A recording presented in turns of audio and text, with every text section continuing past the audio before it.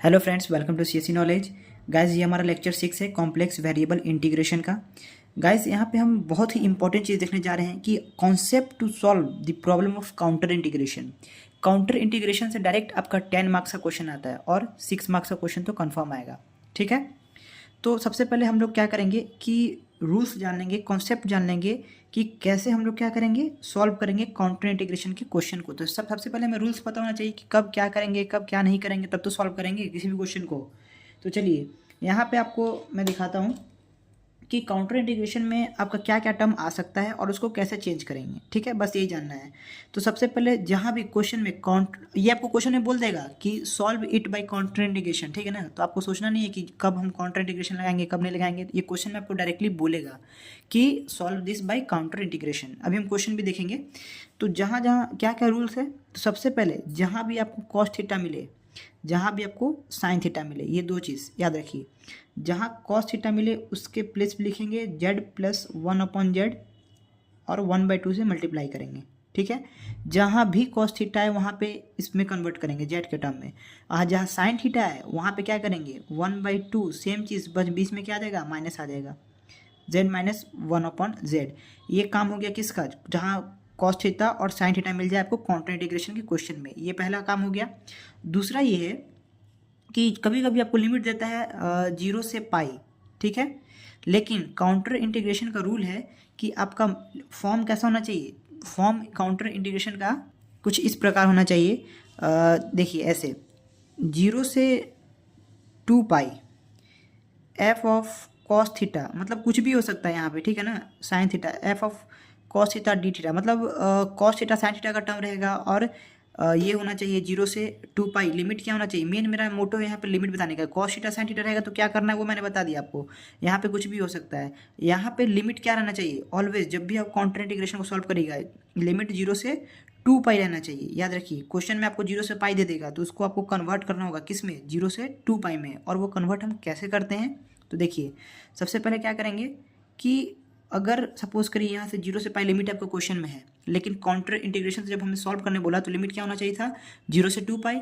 तो उसको चेंज करने के लिए कुछ नहीं करेंगे, बस यहाँ 1/2 से डिवाइड देंगे और इंटीग्रेशन 0 से 2 पाई कर देंगे, हो गया चेंज। और कुछ नहीं करना है। ठीक है, बस यही रूल था कि जहाँ 0 से पाई हो वहाँ 0 से 2 पाई करिए 1/2 देखिए। और आपका कॉस थीटा हो तो 1/2 जेड प्लस 1/z लिखिए, साइन थीटा हो तो 1/2 जेड माइनस 1/z लिखिए। इतना काम आप समझ गए। उसके बाद देखिए अब इसी को अगर आप लिखिएगा तो कैसे लिखेंगे, देखिए एफ ऑफ इंटीग्रल 0 से 2 पाई आप यहाँ से लिख दीजिए, या फिर 0 से 2 पाई भी लिख सकते हैं।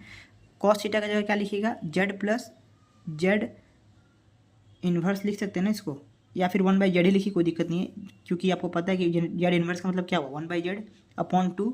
साइन थीटा क्या होता है, जेड माइनस 1/z, पूरे पर नहीं है, सिर्फ क्या है जेड माइनस 1/z, या फिर जेड इन्वर्स इसको भी लिखिए /2, कोई दिक्कत नहीं है। ठीक है, समझ गए। उसके बाद सुनिए क्या करना है, ये इस यहाँ तक तो आपको प्रोसेस पता है कि लिमिट चेंज कर दिए, कॉस थीटा साइन थीटा का वैल्यू रख देंगे, ये 2 स्टेप पता है। उसके बाद आपका थीटा में सपोज रहेगा डी थीटा, तो उसको क्या करेंगे, उसका वैल्यू निकालेंगे। उसका वैल्यू ऑलवेज क्या आएगा, dz/z। याद रखिए, जब भी आप एंगल को चेंज करेंगे आपका वैल्यू ऑलवेज ये रहेगा dz/z। आप इसको याद कर लीजिए ताकि एग्जाम में ये हमेशा 10 मार्क्स में आता है। ठीक है, डी थीटा की जगह dz/z। जब भी आप कन्वर्जन करेंगे, क्वेश्चन करेंगे तो और क्लियर होगा, dz/z लिखिए। उसके बाद ये ऑलवेज काउंटर इंटीग्रेशन किसके लिए होता है, मोड ऑफ z = 1, जिसको हम कहते हैं यूनिट सर्कल। क्या कहते हैं, यूनिट सर्कल। क्यों कहते हैं इसको, क्योंकि इसका रेडियस 1 है और कुछ नहीं है। तो सेंटर क्या है, ओरिजिन है 0, जेड होता है ना, इक्वेशन आपने पढ़ा होगा z माइनस a = r। यहाँ कुछ नहीं है तो 0 है, जो कि a सेंटर होता है। तो ये ऑलवेज ओरिजिन से है और रेडियस इसका कितना होता है, ऑलवेज 1 होता है काउंटर इंटीग्रेशन में जब भी सॉल्व करने बोले। ठीक है, तो मोड ऑफ z क्या ले लेंगे, 1 ले लेंगे। तो ये पूरा कॉन्सेप्ट था आपका काउंटर इंटीग्रेशन को सॉल्व करने का। अगर कुछ भी बाकी है जो अभी तक आपको समझ में नहीं आया तो अभी क्वेश्चन करेंगे, 100% क्लियर हो जाएगा। फ्रेंड्स, एक और बात कि यहाँ तक तो हम कर लेंगे, कॉस थीटा चेंज कर दिए, साइन थीटा चेंज कर दिए, लिमिट चेंज कर दिए, लिमिट लगा दिए 0 से 2 पाई, dz/iz लिख दिए डी थीटा को। और क्या किए, जो भी कैलकुलेशन था वो हमने कर दिया। उसके बाद जो प्रोसेस आएगा जब आप इसको चेंज करेंगे कॉस थीटा को, तो आपको पता है कि जेड के टर्म में सारा चीज़ आएगा, आपका आएगा फैक्टराइजेशन वाला टर्म आएगा। ठीक है ना, बस प्रोसेस सुनिए कि हम कर क्या रहे हैं। फैक्टराइजेशन वाला टर्म आएगा, फैक्टराइजेशन करके हम क्या निकालते थे, पोल निकालते थे। याद करिए, 2 में आता था ना, जैसे कि 1/z-2, 1/z-2, z-3 ऐसे आता था। तो हम वहाँ से क्या करते थे, पोल निकालते थे, z=2, z=3, पोल आएगा हमारा। तो उसके बाद हम क्या करेंगे, मोड z जो हमारा 1 है उससे कंपेयर करेंगे कि क्या इनसाइड द फिगर बन रहा है हमारा, जो वैल्यू आ रहा है। देखिए नहीं समझ में आ रहा है तो अभी क्वेश्चन करेंगे तो और क्लियर होगा, बस मैं प्रोसेस बता रहा हूँ कि करेंगे कैसे। तो हम चेक करेंगे पोल, पोल अगर हमारा इनसाइड आ रहा है तो रेसिड्यू निकाल के उसको सॉल्व करेंगे, और फाइनली जब आंसर लिखना होगा तो रेसिड्यू थ्योरम से क्या कर देंगे, 2 pi iota sum of residue. बस यही सिंपल सा प्रोसेस है इसको सॉल्व करने का। चलिए तो हमारा एक क्वेश्चन है, उसको देखते हैं। क्वेश्चन है, इवेल्युएट द इंटीग्रेशन 0 से pi d theta upon 5+4 cos theta by using contour integration. ठीक है, ये क्वेश्चन आपका एग्जाम में आ सकता है। देखिए यहाँ लिमिट क्या दिया है, 0 से pi d theta upon 5+4 cos theta. तो आपको समझ में आ रहा होगा कि अभी जो मैंने आपको समझाया कैसे कन्वर्ट करना है, क्या करना है। ठीक है, तो सबसे पहले क्या करेंगे, तो आपको पता है कि प्रोसेस क्या होगा। सबसे पहले क्या करेंगे, 1/2 से मल्टीप्लाई करेंगे लिमिट को चेंज करने के लिए, क्योंकि हमारा लिमिट क्या दिया हुआ है, 0 से पाई दिया हुआ है। तो चलिए सबसे पहले क्या करते हैं, हम 1/2 से डिवाइड दिए, क्यों दिए, ताकि लिमिट को 0 से पाई से 2 पाई बना दें। ठीक है, उसके बाद 5+4 कॉस थीटा को क्या लिखेंगे, z+1/z/2 होता है ना, तो यहाँ बाई 2 कर देते हैं। ठीक है, उसके बाद डी थीटा को क्या लिखते हैं, dz आयोटा, dz क्या लिखते हैं, आयोटा z। देखिए यहाँ पे dz आयोटा z लिखते हैं। यहाँ तक क्लियर हुआ। कॉस थीटा को z+1/z/2 किए, ये z है देखिएगा, और डी थीटा को इसमें कन्वर्ट किए, और 0 से पाई से 0 से 2 पाई बनाने के लिए 1/2 किए। कुछ मुश्किल नहीं था इसमें, एकदम सिंपल था, कुछ कॉम्प्लिकेटेड नहीं किए हैं।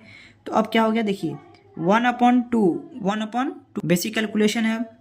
तो क्या हो जाएगा, देखिए 0 से 2 पाई dz अपॉन, यहाँ पे लिख सकते हैं। देखिए अब इसको सॉल्व करिएगा तो ये क्या हो जाएगा, z × z z²+1/z, और ये पहले 2 से 2 कैंसिल हो जाएगा, 2 × 2 = 4, तो बचेगा क्या, 5+2, 2 × 2 = 4 कैंसिल हो गया, और z × z क्या हो जाएगा, z² + 1/z, ये बचेगा। और यहाँ पे क्या बचा है, अपॉन में आयोटा z, तो आयोटा को आप बाहर दे दीजिए, और z यहाँ पे बचा है 1/z। ठीक है, dz यहाँ पे है।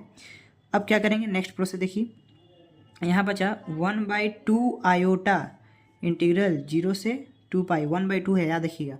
उसके बाद हमने क्या किया, z को आप ऊपर कर दीजिए, क्या हो जाएगा, z dz, कैसे, क्योंकि एलसीएम लेंगे तो z 5 के साथ चला जाएगा, 5z + 2z² + 2 हो जाएगा। जब 2 को मल्टीप्लाई करेगा इससे तो, और z इससे मल्टीप्लाई हुआ, फिर न्यूमरेटर में चला गया, और यहाँ पे हमारा क्या था, 1/z। तो z से z तो कैंसिल हो गया, z से क्या हुआ, z कैंसिल हो गया। अब हमारा क्या बचा, देखिए यहाँ पे 1/2 आयोटा इंटीग्रल 0 से 2 पाई dz अपॉन 2z², अरेंजिंग में लिख दीजिए हायर पावर से लोअर, 2z² + 5z + 2। देखिए यहाँ से आप सॉल्व कर चुके हैं, यहाँ से आपको आता है कि इसका पहले फैक्टराइजेशन करेंगे, फिर उसका पोल निकालेंगे, चेक करेंगे कि मोड ऑफ, और हाँ जब आप इसको चेंज करेंगे तो यहाँ ये भी लिखते चलेंगे क्या, कि मोड ऑफ z हमारा किसके इक्वल होगा, 1 के इक्वल होगा। मोड ऑफ z किसके बराबर होगा, 1 के होता है। ठीक है, और यहाँ पे क्या बता रहा है, मैंने आपको समझा दिया कि ये यूनिट सर्कल है हमारा। ठीक है, जो हमें बताएगा कि कोल जब इसका आप निकालिएगा फैक्टराइजेशन करके तो वो इनसाइड लाई करेगा कि आउटसाइड लाई करेगा। ठीक है, तो इसका जब फैक्टराइजेशन करेगा तो क्या आएगा, देखिए यहाँ पे 1/2 आयोटा, तो यहाँ पे एज इट इज़ है, और 0 से 2 पाई ये लिमिट है। उसके बाद dz अपॉन, जब इसको आप फैक्टराइजेशन करिएगा तो आपका आएगा 2z + 1, आप कर लीजिए, बहुत ही सिंपल है, और z + 2, ये आपका आएगा फैक्टराइजेशन करके। ठीक है, नेक्स्ट स्टेप हमारा क्या होता है, जब फैक्टराइजेशन कर लिए तो पोल्स निकालना, चेक करना, किस में चेक करेंगे, मोड ऑफ z = 1 में। ठीक है, तो सबसे पहले क्या करेंगे, पोल्स निकालेंगे, तो z = क्या आएगा, -1/2, जब 2z + 1 को 0 के इक्वल करेंगे, और जब z + 2 को क्या करेंगे 0 के इक्वल, तो क्या आएगा, z = -2। देखिए कौन इनसाइड लाई कर रहा है, कौन आउटसाइड लाई कर रहा है, देखिए। तो देखिए आपको पता चल रहा होगा कि कौन इनसाइड लाई कर रहा है, कौन आउटसाइड लाई कर रहा है, कैसे, क्योंकि रेडियस कितना है 1, और ये सब किससे कंपेयर करते हैं, रेडियस से ही तो करते हैं। जैसे कि सपोज करिए कि हमारा रेडियस कितना है, सेंटर पे बन रहा है, क्योंकि a 0 है। ठीक है, तो ये फिगर है, ये यहाँ पे कितना दूर तक जा रहा है, 1 1 1 1। ठीक है, यही तो बन रहा है, और ये आपका डिस्टेंस कितना है, -2 किधर जाएगा, इधर जाएगा, x का -2, इट मीन्स ये फिगर से बाहर है और ये कितना है -1/2 यानी 0.5 ये यहाँ पे है। यानी हमारा एक इनसाइड लाई कर रहा है और एक कहाँ आउटसाइड लाई कर रहा है। ठीक है, तो हम किसके लिए रेसिड्यू फाइंड करते हैं? इसके बाद का स्टेप क्या होता है याद रखिएगा। अक्सर एग्जाम में भूल जाते हैं कि यहाँ तक कर लिया उसके बाद क्या करना रहता है, तो दिमाग से निकल जाता है। तो प्रोसेस याद रखना है कि यहाँ तक पहुँचने के बाद हमें क्या करना है, रेसिड्यू फाइंड करना है उसके लिए जो कि इनसाइड लाई करेगा इस फिगर के, इस कर्व के। ठीक है, mod of Z equal to 1 के अंदर। तो हमें किसके लिए रेसिड्यू फाइंड करना होगा, इसके लिए। और रेसिड्यू फाइंड करने के लिए आप जानते हैं कैसे करेंगे, देखिए क्या लिखेंगे, रेसिड्यू एट, लिखने का तरीका भी ऐसे ही दम, जेड इक्वल्स टू -1/2 इसके लिए निकाल रहे हैं। तो क्या हो जाएगा, लिमिट जेड टेंड्स टू ए क्या है आपका -1/2, और यहाँ पे क्या हो जाता था एफ ऑफ, यहाँ पे होता है जेड माइनस ए, तो क्या हो जाएगा जेड माइनस ए, जेड प्लस 1/2। देखिए जेड माइनस ए होगा ना, ए ये है तो जेड माइनस ए यहाँ पे होता था। याद करिए फॉर्मूला क्या होता था हमारा, रेसिड्यू होता था लिमिट, लिख दे रहा हूँ, जेड टेंड्स टू ए और Z minus A F of Z, यही होता था आपका सिंपल पोल का रेसिड्यू फाइंड करने का। याद करिए तो हम क्या करते थे, इसका यहाँ पे जहाँ जहाँ ए होता था वो रख देते थे और एफ जेड आपका जो क्वेश्चन में ये होता था वही पार्ट होता था। तो यहाँ पे जेड टेंस ए कर रहा है जेड माइनस ए, तो यहाँ पे क्या है जेड -1/2 है ना, तो जेड माइनस ए क्या हो जाएगा, जब आप इसको शिफ्ट करिएगा तो जेड प्लस 1/2 हो जाएगा और इसको सॉल्व करिएगा तो 2z प्लस 1/2 हो जाएगा ना, जेड माइनस ए का वैल्यू। तो यहाँ से जेड माइनस ए का वैल्यू क्या रख देंगे, 2z प्लस 1/2, ये आपका जेड माइनस ए आ गया।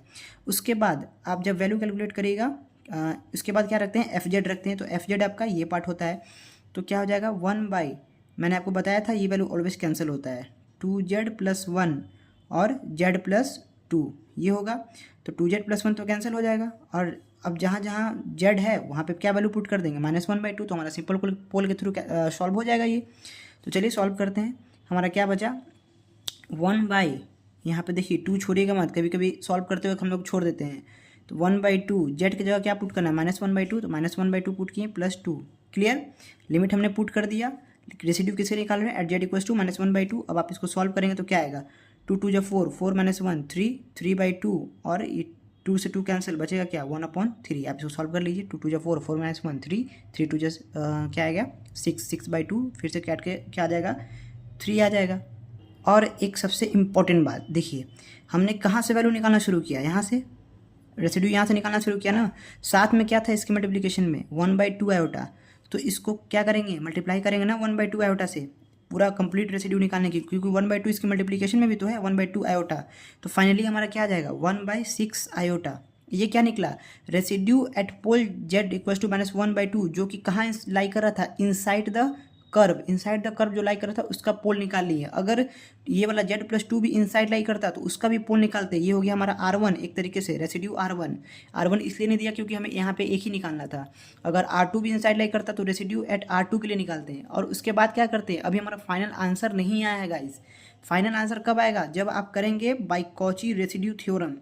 क्या याद है आपको, by Cauchy residue theorem, by Cauchy's residue theorem, यही आपका फाइनल आंसर देता है। ठीक है, बाय कॉचीज रेसिड्यू थ्योरम क्या होता है, कॉची रेसिड्यू थ्योरम 2π आयोटा और सम ऑफ रेसिड्यू ये फाइनल आंसर आपका देगा। तो आपका 2π आयोटा इंटू क्या है आपका 1/6 आयोटा आपका है ना फाइनल रेसिड्यू R1, यही तो R1 का वैल्यू है आपका। सम ऑफ रेसिड्यू सिर्फ कितना लाइक कर रहा है, एक ही लाइक कर रहा था, तो इसीलिए सिर्फ R1 आया है। तो और जब आप इसको कैंसिल करिएगा तो आयोटा से आयोटा कैंसिल, 2 3 जा 6, बचा क्या आपका π/3, यही आपका क्या हुआ फाइनल आंसर हो गया।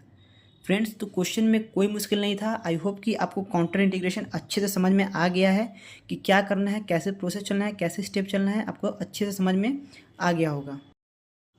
फ्रेंड्स, तो देखिए ये हमारा एक क्वेश्चन है, यूजिंग काउंटर इंटीग्रेशन इवेल्युएट 0 से पाई 1/3 plus sine square theta D theta. ठीक है, सबसे पहले आप क्वेश्चन निकालिए, प्रोसेस एकदम सेम रहेगा जो मैंने आपको समझाया है। ठीक है, यहाँ पे क्या है 1 + 3 sine square theta D theta. अब आपको एक चीज़ देखना है कि क्या क्या चेंज करना है, हमें यहाँ क्या लाना होगा, या तो साइन थीटा या तो cos theta sine square theta को चेंज करके, क्योंकि हम किसका पढ़े हैं साइन थीटा और कॉस थीटा का पढ़े ना कि कैसे चेंज करते हैं। तो इसको आप कन्वर्ट कर दीजिए, बहुत सारे फॉर्मूले हैं। क्या क्या होता है, जैसे कि याद करिए 1 - cos 2 थीटा हमारा क्या होता था 2 sine square theta. 2 sine square theta 1 minus cos 2 theta. अब इस 2 को आप यहाँ कर दीजिए, डिनोमीटर में कर दीजिए, तो यहाँ पे क्या मिल जाएगा साइन स्क्वायर थीटा का वैल्यू। तो साइन स्क्वायर थीटा को डायरेक्टली यहाँ पे पुट कर देंगे। तो चलिए प्रोसेस करते हैं। तो 0 से पाई किए 1/3 प्लस साइन स्क्वायर थीटा को क्या करेंगे 1 minus cos 2 theta upon 2। Clear है। लेकिन अब इसको पहले बेसिक कैलकुलेशन करिए क्या होता है, ठीक है, उसके बाद आगे बढ़ेंगे। इसको सॉल्व करिए। तो 0 से पाई ये 2 न्यूमरेटर में चला जाएगा और इससे गुना होगा ना, ये जब इससे मल्टीप्लिकेशन होगा तो 2 3 6 हो जाएगा, 6 + 1 7। तो 7 माइनस क्या आ जाएगा कॉस 2 थीटा आ जाएगा इंटू डी थीटा। कोई दिक्कत, बेसिक कैलकुलेशन किए 2 3 6 6 + 1 7, 7 minus cos 2 theta D theta, और यहाँ 2 को न्यूमरेटर में सेंड कर दिए, कुछ किए नहीं है, ठीक है।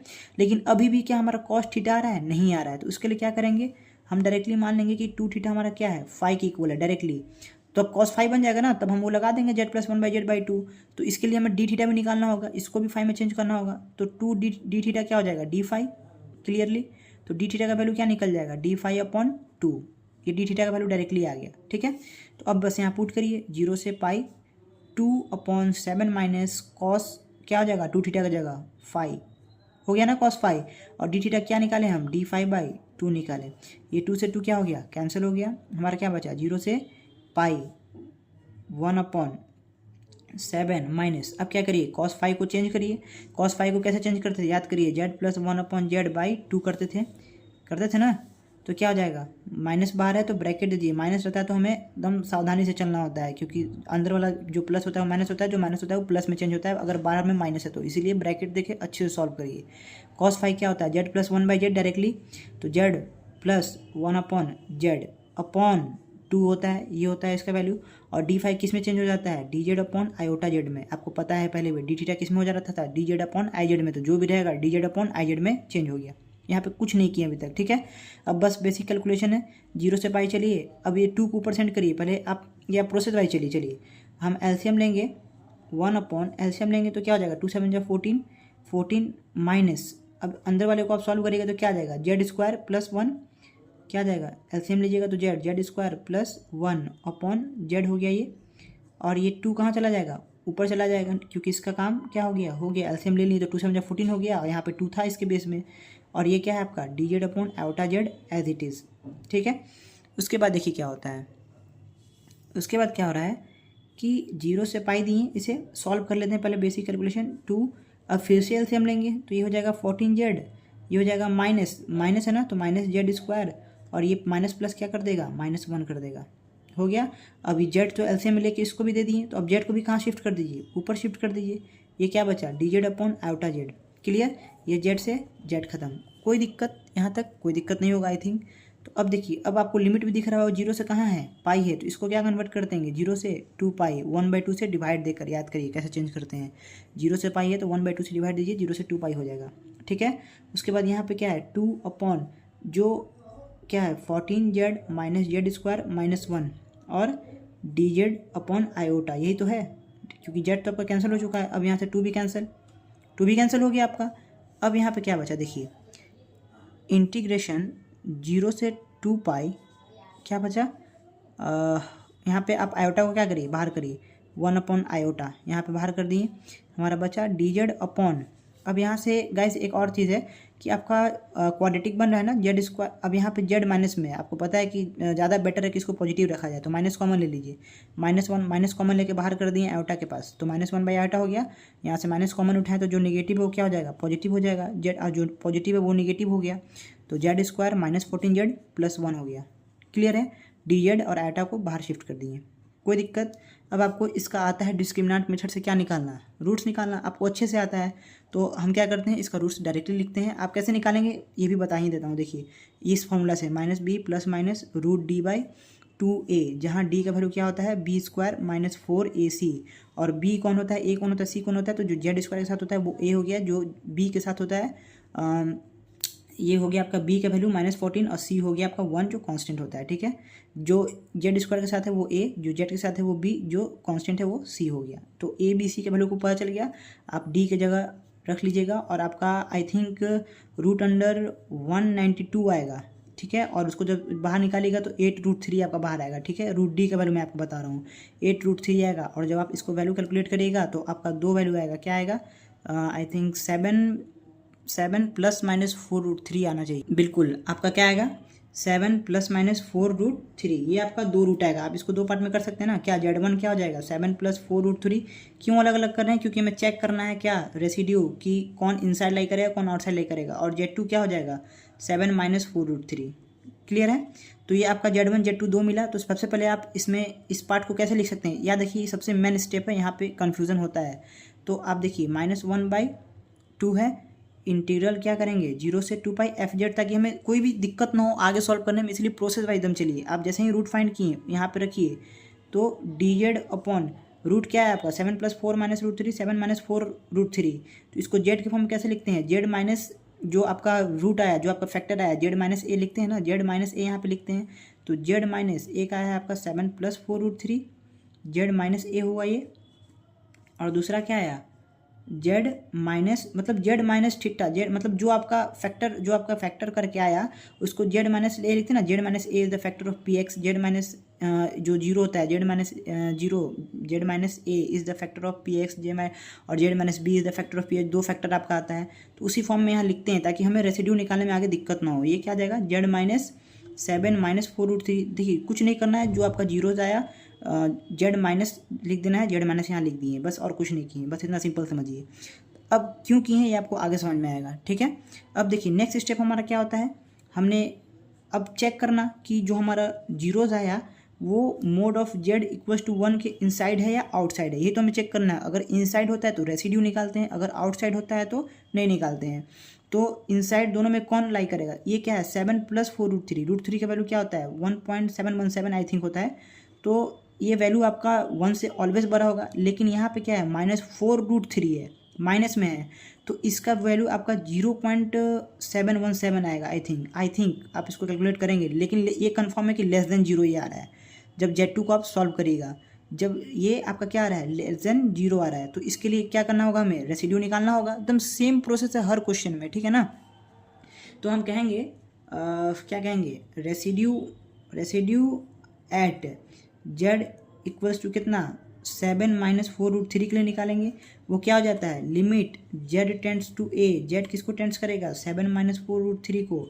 यहाँ पे क्या लिखते हैं, एकदम सेम प्रोसेस है फ्रेंड्स, आपको समझ में आ रहा होगा क्लियरली, ठीक है। यहाँ पे प्रोसेस क्या हो जाएगा z - 4√3 हो गया z - a, तो z - a करिएगा तो यही वाला तो आएगा -a क्या है 7 - 4√3 z - a। क्लियर है, कोई दिक्कत नहीं होगा इसमें आपको। उसके बाद क्या लिखते हैं f(z), ये जो आपका है, ताकि इसी को आप लिखेंगे तभी तो वैल्यू आएगा। f(z) आपका क्या हो जाएगा z - 7 + 4√3, और एक क्या आएगा, देखिए यहाँ पे स्पेस नहीं है, नीचे यहाँ पे लिख रहे हैं z - 7 - 4√3, यही आएगा आपका f(z). ये f(z) है आपका z माइनस, ये कैसे आया फॉर्मूला से आया, z - a फॉर्मूला होता है और f(z) होता है। फॉर्मूला क्या था हमारा z - a f(z), रेसिड्यू निकालने का, जहाँ लिमिट z किसको टेंड करता है a को, ये रेसिड्यू का फॉर्मूला होता है। तो यहाँ से ये टर्म तो कट जाता है ऑलवेज, आपको पता है, और जो बच गया z वहाँ पे ये वैल्यू पुट कर देते हैं a का। तो जब वैल्यू पुट करिएगा तो क्या आएगा, देखिए 1 अपॉन क्या बचा z बचा, ये वाला z बचा, तो z क्या है 7 - 4√3, तो 7 - 4√3 लिख दिए। अब यहाँ पे साइन क्या है माइनस का, तो जो अंदर माइनस है वो प्लस, जो प्लस है वो माइनस, तो -7 हो गया, और +- 4√3 हो गया, ये हो गया। अब यहाँ से देखिए 7 से 7 कैंसिल, बचा क्या 1/8√3 आपका ये बचा। यहाँ तो एकदम अच्छे से समझिए पहले फ्रेंड, समझिए अच्छे से। यहाँ क्या आ जाएगा -8√3 आ जाएगा, -4√3 बचेगा, तो माइनस माइनस प्लस, तो -8√3 आ गया। लेकिन अब हम कहाँ चलते हैं, वापस यहाँ पे चलते हैं, जो हमारा इक्वेशन में साथ में क्या चल रहा था -1/i, ये छूट जाता है, याद रखिएगा, ये अगर छूट गया तो आंसर गलत हो जाएगा। -1/i है ना, तो इसको लेके चलेंगे, तो ये तभी हमारा रेसिड्यू एट दिस पोल निकलेगा जो इनसाइड लाई कर रहा है।